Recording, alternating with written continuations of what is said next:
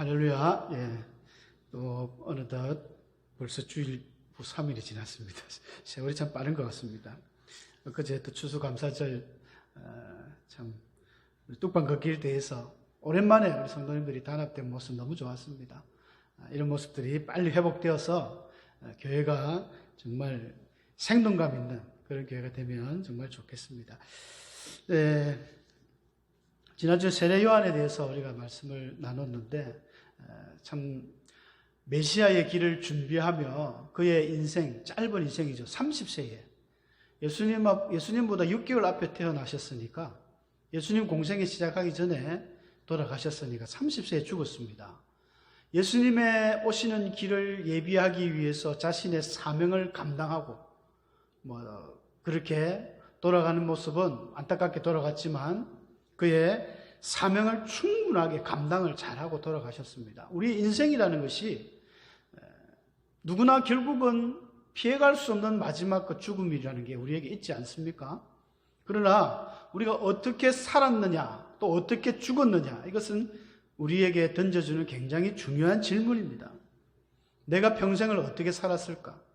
내가 하나님 앞에 주님을 만났을 때 제가 주님 이렇게 살았습니다 라고 말할 수 있는 우리의 인생이 된다면 얼마나 복된 인생이겠습니까?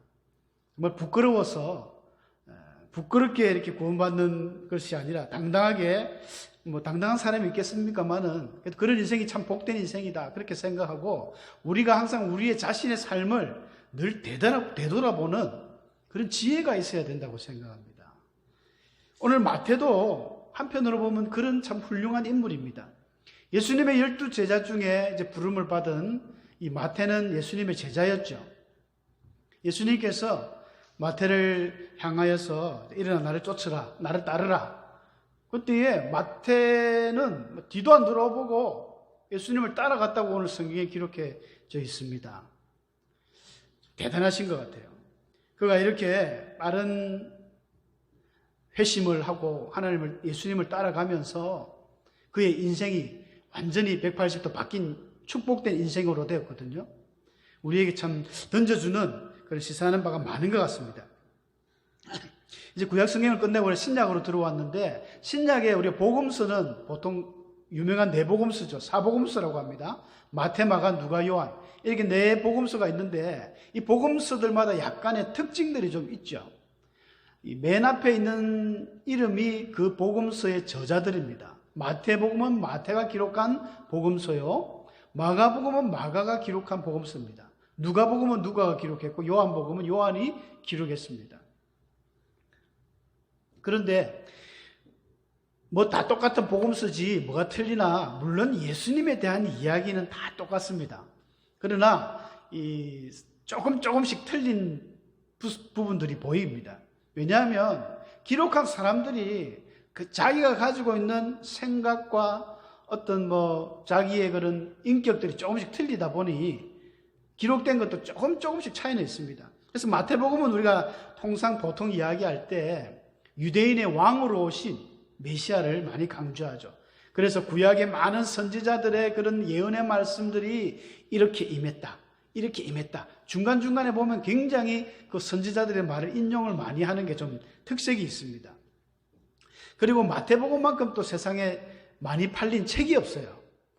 여러분 우리 베스트셀러, 밀리언셀러 100만 권 팔면은 평생 걱정 없이 산다고 하는데 우리 마태복음은 100만 밀리언이 아니라 이거는 수억보다 많은 책들이 번역됐습니다. 모든 세계 곳곳의 나라의 언어로 번역될 때마다 1순위가 마태복음을 보통 번역합니다. 조금만 마태복음만 번역해서 먼저 들어가고 또 복음서 다 번역하고 이렇게 성경을 번역하는데 우리나라는 그 이수정 씨가 마가복음부터 했지만 이 마태복음이 전 세계적으로 번역이 많이 되고 또 제일 많이 팔린 책으로 그렇게 알려져 있죠. 마가복음은 또 섬기시는 예수님의 모습, 어떤 섬기는 종으로서 예수님, 그래서 천하 만민을 구원하는 이런 모습들. 누가복음은 또 여자들 이야기들이 굉장히 많이 나옵니다. 그러면서 죄인들을 용서하고 사랑하는 예수님이 정말 인간다운 그 인성을 강조하고 그에 비하면 요한복음은 좀 특별히 달라요. 요 마태, 마가, 누가 이 세 가지 복음서는 공간복음이라 해가지고 관점이 비슷하게 가는데, 예수님의 뭐 어린 시절 이렇게 사역했던 이런 것들이 나가는데, 요한복음은 좀 전혀 색다르게 나갑니다. 예수님이 하나님이다. 예수님이 하나님의 아들이다. 그분의 놀라운 신성을 강조하는 거예요. 그래서 1절부터 태초에 말씀이 계시니라, 이 말씀이 우리와 함께 하셨으니 말씀이 곧 하나님이다 하면서 쭉 어떤 예수님에 대한 좀 색다른 이런 전환이 있습니다. 요한복음은. 그래서 예수님이 정말 하나님이신가에 대한 부분을 보시려면 요한복음을 꼭 보셔야 됩니다. 예수님이 직접 나는 이다. I am이라는 거죠. 에고 am이라는 말이 나는 선한 목자다. 나는 양의 문이다. 또 나는 떡이다. 생명의 떡이다. 이런 예수님의 어떤 7가지 이야기들이 나오는 참 특별한 책입니다. 그런데 우리가 보고 있는 이 사복음서가 왜 꼭 4권만 있을까요? 좀 더 있으면 좋을 텐데, 그런 생각들을 혹시 해보신 분은 안 계신지 모르겠습니다. 원래 복음서는 많습니다. 복음서가 많아요. 이 4가지 우리가 보고 있는 성경에, 지금 보고 있는 우리 성경에 있는 4가지 복음서는 마태와 요한만 예수님의 제자고, 사실은 뭐 마가나 누가나 예수님의 제자가 아니었습니다. 마가 같은 경우는 베드로의 수행원이죠. 베드로의 설교를 통역해 줬다는 말이 있는데, 베드로가 마치 자기 아들처럼 내 아들 마가를 데려오라 이런 표현을 쓸 정도로 굉장히 마가와 베드로의, 그래서 마가복음 베드로 복음서라고 보시면 됩니다. 베드로의 이야기를 마가가 다 쓴 것이기 때문에. 하지만 마가는 예수님의 제자가 아닙니다. 헬라인이었습니다. 누가도 헬라인이었지만 누가는 또 바울과 동력자였죠. 그러나 이 누가가 너무 의사하면서도 역사적인 내용들을 깊이 이렇게 다루고 있습니다. 누가복음을 안 보면 이 당시에 예수님의 그 당시 시대적 상황을 알 수가 없어요. 로마 시대의 이야기, 그 어떤 디베로의 이야기라든지 가이사의 이야기들이 다 나오거든요. 아구스도 이야기, 이런 이야기들이 나오기 때문에 누가복음을 봐야만 예수님이 시대적 그걸 알 수가 있기 때문에 굉장히 섬세합니다. 그러나 이 마태나 요한이나 이런 사람들 외에도 뭐 도마 복음서도 있고요, 베드로 복음서도 있고, 니고데모 복음서도 있고, 히브리인 에피온의 복음서, 이런 복음서들이 굉장히 많았습니다. 서신서들도 마찬가지입니다. 우리는 서신서에 사도행전만 있지만 이 행전도 바울 행전도 있고, 베드로 행전도 있고, 안드레 행전, 도마 행전, 이런 게 많아요. 심지어 베드로 계시록, 묵시록, 바울의 계시록, 이런 책들도 있거든요. 그런데 왜 우리 성경에 이런 데 다 빠졌느냐? 신약 성경은 예수님이 부활하시고 성천하신 이후에 한 300년, 400년이 지나서 이게 성경이, 오늘날 우리가 보는 성경이 딱 정경이라 그럽니다. 딱 선택된 거예요. 397년에 이 카르타고라는 곳에서 회의를 했습니다. 종교 모든 이제 굉장히 높으신 분들이죠. 교부들이 다 모여가지고, 야, 성경을 우리가 정해야 되겠는데 너무 많다는 거예요. 누가복음에도 나오지 않습니까? 예수님에 대해서 펜을 든 사람들이 너무 많다는 거예요. 그래서 누가가 내가 자세히 그 근원부터 살펴서 나도 펜을 든다는 표현이 있을 정도로 너무 난무했습니다. 그러다 보니까, 야, 이거 전부 우리가 성경을 할 수 없다. 예수님이 사역하시고 제자들이 활동할 때는 신약 성경이 없었습니다. 구약 성경밖에 없었어요.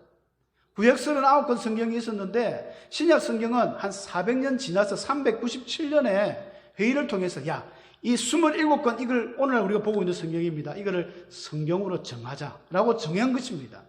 그 이후로 우리가 아직 변함없이 그대로 이걸 지키고 있는데, 근데 이 성경이 되는 기준이 있습니다.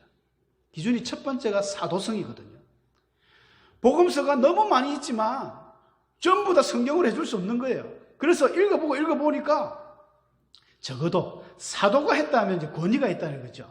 마태복음이 왜 권위가 있냐면 마태가 사도기 때문입니다. 요한도 사도기 때문에. 마가도 거의 베드로의 이야기를 적었고, 누가도 바울의 이야기를 했기 때문에 권위가 있는 거예요.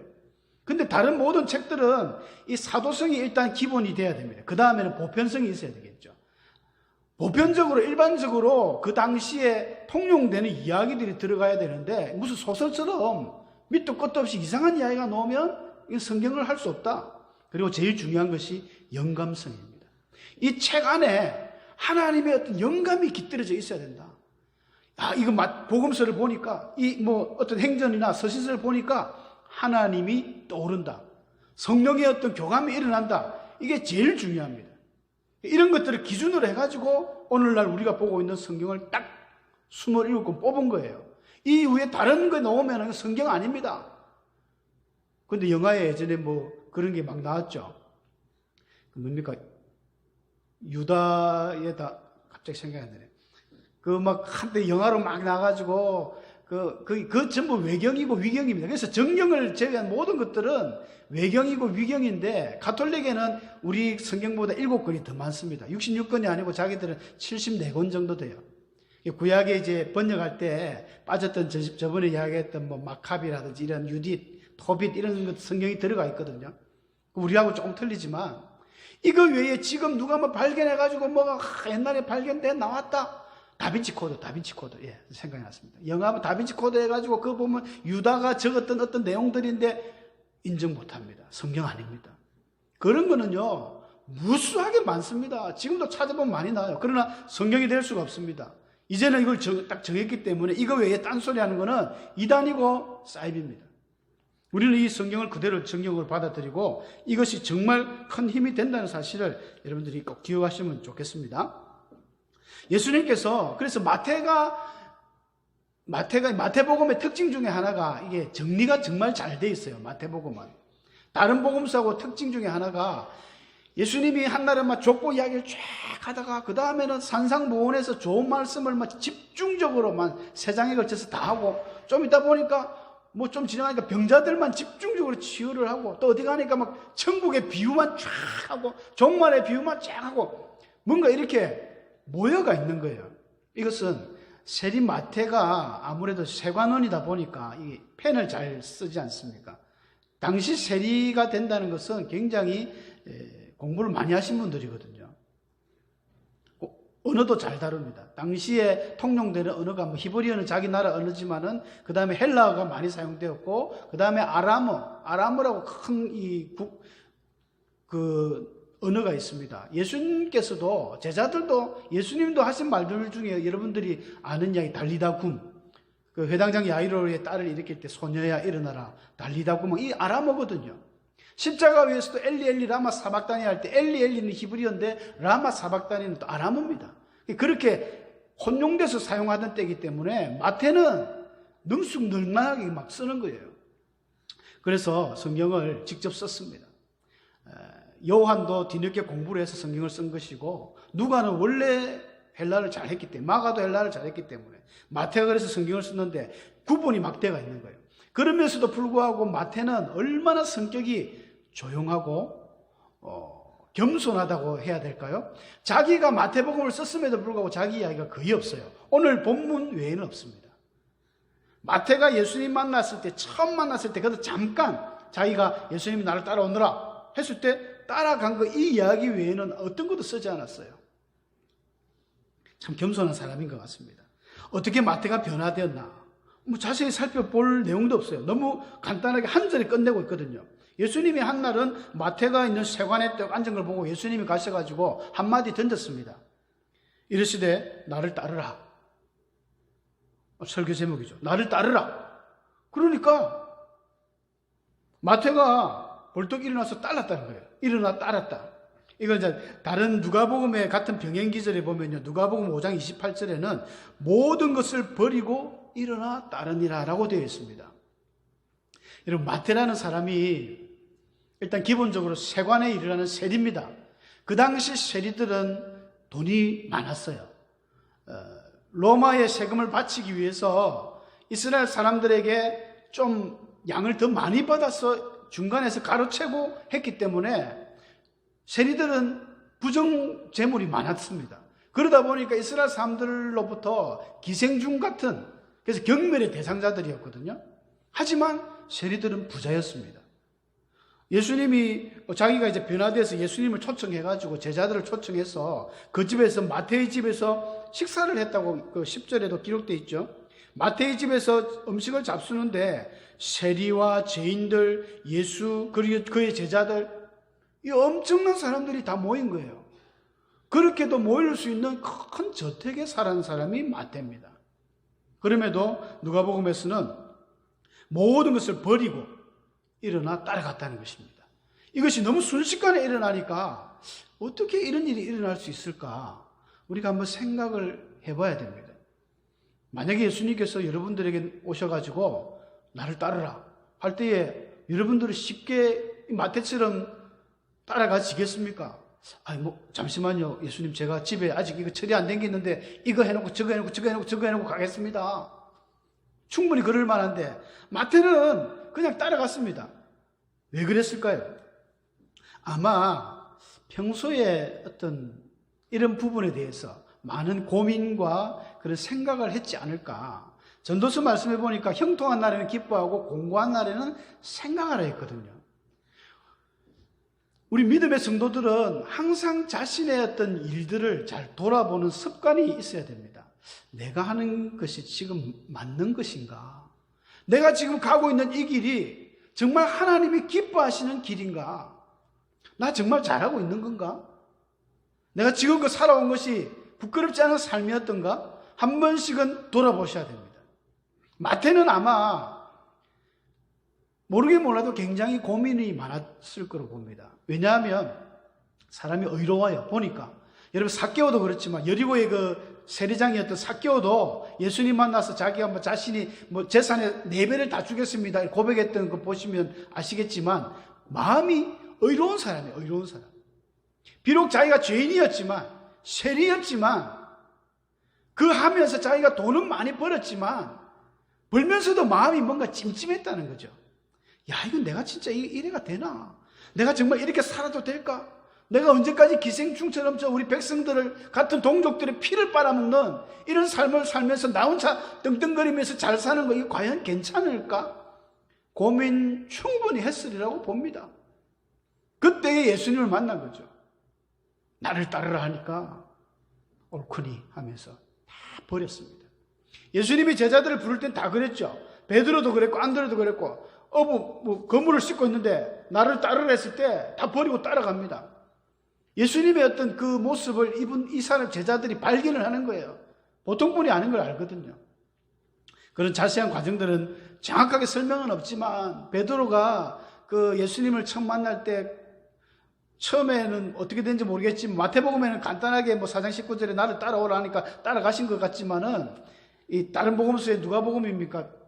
보면은 물고기를 엄청 잡아가지고 내가 밤새도록 못 잡았는데 말씀을 의지하여 그물 한번 내려보겠습니다. 내려봤더니 어마어마한 물고기를 잡은 거예요. 그때 베드로 고백하지 않습니까? 나는 죄인입니다. 나를 떠나소서. 그러면서 예수님을 따라가는 거예요. 마태도 그런 어떤 일들이 있었던 것 같아요. 하여간 예수님께서는 이 마태를 제자로 삼았습니다. 그래서 마태는 그 기쁜 마음을 가지고 큰 잔치를 했던 것 같아요. 자기들의 친구, 마태가 세리였으니까 친구 해봐야 똑같은 세리밖에 없습니다. 성경에서는 세리와 죄인들이라고 했는데 이 죄인들이라는 것은 단순히 아주 나쁜 몹쓸 죄인들이 아니라 일반적으로 유대인들이 바라볼 때 죄인들, 이방인들, 세리하고 같이 노는 급들이 거의 이방인들이거든요. 로마 사람이나 이런 사람들이니까 그 집안에 죄인들이 가득 차고 이러니까 바리새인들이 속이 상한 겁니다. 그러면서 예수님한테 직접 묻지는 못하고 제자들에게 어찌하여 너희 선생은 저렇게 세리와 죄인들과 함께 잡수시는가? 이야기를 했습니다. 예수님이 그 이야기를 들으셨어요. 그러면서 12절 말씀에 건강한 자에게는 의사가 쓸데없고 병든 자에게라야 쓸데있다. 참 진리 중에 진리의 말씀을 했습니다. 여러분 의사가 환자가 있어야 의사가 할 일이 있지 않습니까? 어느 도시에 병원을 멋지게 지었습니다. 환자가 없어요. 그 동네는 너무 건강해가지고 환자가 없습니다. 그럼 그 병원 문 닫는 겁니다. 의사가 할 일이 없어지는 거죠. 아픈 사람이 많아야 의사가 쓸 데가 있고 그 의사가 이제 명의로 인정을 받게 되는 것입니다. 예수님께서 하신 말씀이 세리와 죄인들은 아픈 사람들이야. 저 사람들은 환자라는 거예요. 그래서 예수님이 필요한 사람들입니다. 세리와 죄인들만 병드는 것이 아니라 그 상태를 비꼬면서 흉을 봤던 바리새인들도 사실은 병자들입니다. 그들의 영혼은 이미 교만과 그런 어떤 잘못된 아집으로 가득 찬 중환자들이죠. 중환자들. 영적 문둥병이 걸린 상태입니다. 오늘날 이 시대도 마찬가지입니다. 우리가 자기는 마치 큰 무슨 의인인 것처럼 남을 함부로 정죄하고 비판하고 자기 눈에 들보는 깨닫지도 못하면서 남의 눈에 티를 빼려는 그런 사람들이 얼마나 많습니까? 그 사람도 환자입니다. 환자.